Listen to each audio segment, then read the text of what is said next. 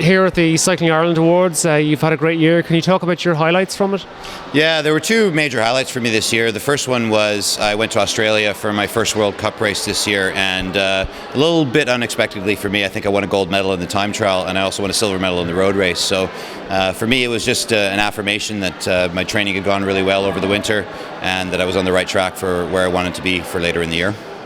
Can you talk about your origins of this, how you got onto the Irish team, etc.? Yeah, absolutely. First and foremost, my father's Irish and lives in Ireland, so I have an Irish passport. So despite growing up in Canada, I do have a strong Irish background. A few years ago, I approached the Cycling Ireland squad and asked if I could try out. So I did some testing, and at the time they took me on. And a few years later, hard work and hard training, and I've managed to rise to the top. How has it been working with the team? Have they helped you a lot? Yeah, no, they've had a lot of faith in me, and the first year wasn't particularly great for me.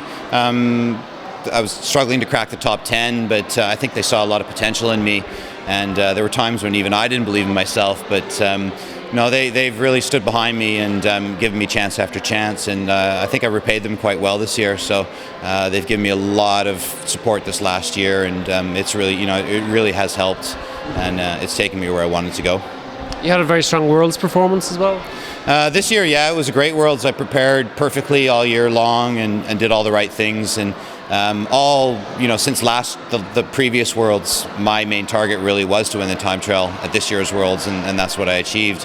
I had also hoped to do quite well in the road race, and I managed 6th place, and I'd hoped for a little bit better, but 6th place isn't too bad. Where are you now as regards qualification for the Olympics? Well, winning the time trial in the Worlds essentially qualifies me to ride in London as a member of the squad. So it's a bit of a relief because it means I can now plan my next year with the knowledge that I will be going, whereas some of the other riders are still a little bit unsure whether or not they'll be going or not. Which it's a giant weight off my mind, and it just means that my preparations can be a little bit more focused and a little bit more targeted than other people's.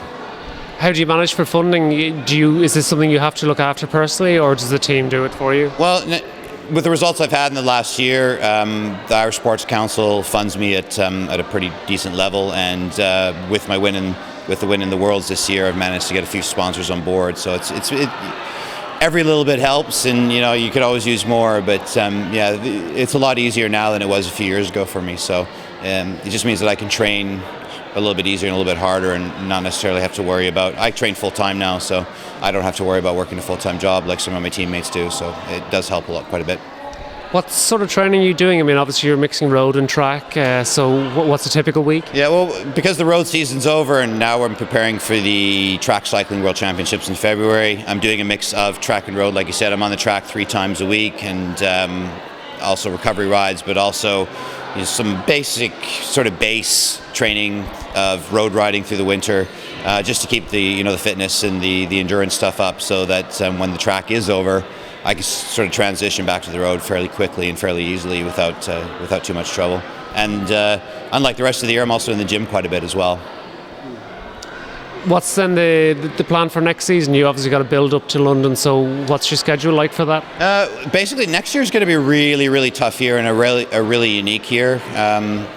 Through the winter, like I said, training for the Track World Championships in February, then basically within a month or two, straight back onto the road, and then a full season of road and time trial, but have to maintain the track skills as well, because when the Paralympics come in September, which will be the second major target of the season, you have to be able to compete on the track and on the road within a 2-week period, whereas the rest of the year we have 4 months to prepare for one and several months to prepare for the other. So it's unique in that you have to be able to do it all 4 events, in the space of 2 weeks.